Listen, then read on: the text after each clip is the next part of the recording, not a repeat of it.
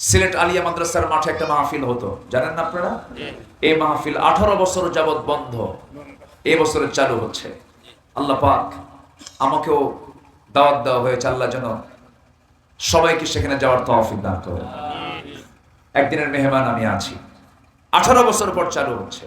চট্টগ্রামের প্যারেড ময়দানের মাহফিল আল্লামা সাইদ রাহিমাহুল্লাহ তিনি শুরু করেছিলেন।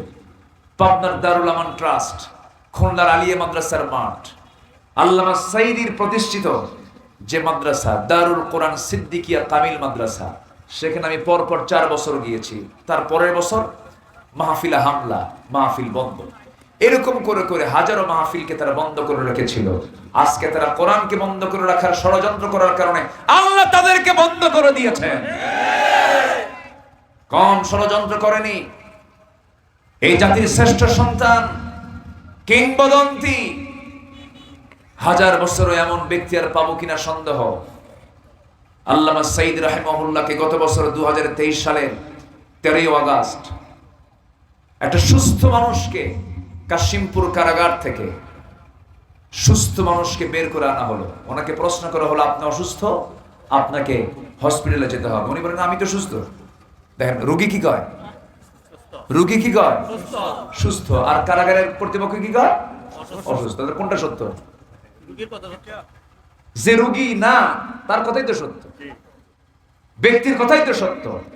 জোর করে সেখান থেকে নিয়ে আসা হলো শাহবাগে, পিজি হসপিটালে ভর্তি করায়া চিকিৎসার নামে পয়জনিং করে, প্ল্যান করে হত্যা করা হয়েছে। এই তাফসীর মাহফিলের প্ল্যাটফর্ম থেকে আমরা জানান দিতে চাই, আল্লামা সাইদের হত্যার সঙ্গে যারাই জড়িত তাদেরকে অবিলম্বে গ্রেফতার করে চূড়ান্ত শাস্তি নিশ্চিত করা হোক। রাজি আছেন কারা কারা? হাত উঁচু করে দেখান মুসলমান। আল্লাহু আকবার। দেন স্লোগান দেন। নারে তাকবীর, নারে তাকবীর, আল্লাহু আকবার। আল কোরআনের আলো, আল হাদিসের আলো, ইসলামের শত্রুরা হুঁশিয়ার সাবধান, কোরআনের শত্রুরা হুঁশিয়ার সাবধান, সাইদ সাহেবের শত্রুরা হুঁশিয়ার সাবধান। তাকবীর। আল্লাহ কবুল করুন। জোরে বলি আমিন। আরো জোরে আমিন। 3 অপরাধের কোনো ক্ষমা নাই। এটা আল্লাহর কথা। কার কথা? 3 অপরাধ যারা করবে তাদের কোনো ক্ষমা নাই। নাম্বার 1 হচ্ছে কতলুন নফস, যারা মানুষকে হত্যা করবে। একটা ইমানদারের দাম কত? রাসূল বলেছেন একটা ইমানদারের দাম হলো, একটা ইমানদারকে মেরে ফেলা মানে গোটা দুনিয়ার মানুষকে মেরে ফেলা। ফাকাতালান নাসা জামিআ। আমার বন্ধুগণ, এরকম করে একজন দুজন নয়, হাজারো আলেমকে গ্রেফতার করে বিগত 15 বছরের জেলখানায় সাধারণ মানুষ বেশি না আলেম ওলামা বেশি? আলেম ওলামা বেশি ছিল। আলেমদের চোখের পানি বড় বিষাক্ত, বড় ভয়ঙ্কর।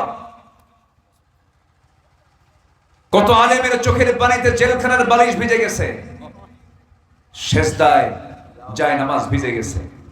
2018 সালে কথিত নির্বাচনের আগ দিয়ে আমাকে ধরা হলো। আমার মামলা শুরু হয়েছে 2000 সাল থেকে। এর আগে যে ক্ষমতায় ছিল সেই সময় থেকে। 2018 সালে আমাকে নির্বাচনের আগ দিয়ে ধরে নিয়ে চলে গেল। আর মাহফিল থেকে যে কতবার ধরছে আমার মনেই নেই। তো ধরে নিয়ে গেল, বললো যে হুজুর জেলখানায় থাকে নির্বাচনের আগ পর্যন্ত। নির্বাচনের আগ পর্যন্ত। তো ধরে নিয়ে চলে গেল। গেলাম জেলখানায়, ঢুকলাম। ঢোকা মাত্রই দেখি সামনে আমার দাঁড়ায় আছে 85 বছরের এক বৃদ্ধ চাচা। তো দেখি মনে একটা সাহস আসলো যে এই বুড়া মানুষ যদি থাকতে পারে আমার অসুবিধা কোথায়। তো চাচা আমাকে দেখেই লম্বা সালামও দিলেন, আমাকে চিনছেন উনি। সালাম দিয়ে বলে, হুজুর আপনি এই জায়গায়? হ্যাঁ। আপনি জেলখানায় ঢোকাতে আমি খুব খুশি হয়েছি। তো বললাম, জেলখানায় ঢুকলে মানুষ খুশি হয়? তো বলে, হুজুর ওয়াজ মাহফিলে যাই, আপনার ওয়াজ শুনি, অনেক দূর থেকে শুনি, কাছে যাওয়ার চান্স পাই না, মুসাফা করতে পারি না, বসতে পারি না। আর কত সুন্দর আপনি জেলখানায় ঢুকলেন, আপনি বসবো, মজা করবো, কথা বলবো, এই তো ভালো। কি কথা কি বুঝতেছেন আপনারা? তো আমি এরপরে বসে বললাম, চাচা আপনার বয়স কত? 85 বছর। মামলা কি? বিস্ফোরক মামলা। আমি নাকি বোমা মারছি, বোমা। কে বাবা দেখো তো আমার হাতে কি সে শক্তি আছে, আমি মারবো একদিকে, সে বোমা তো আমার গায়ে পড়বে। চিন্তা করুন, 85 বছরের বৃদ্ধের নামে মামলা হয়, বিস্ফোরক মামলা, বোমা মামলা।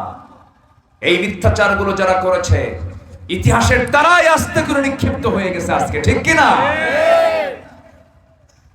আল্লাহ তুমি সবাইকে বুঝার তৌফিক দাও। জোরে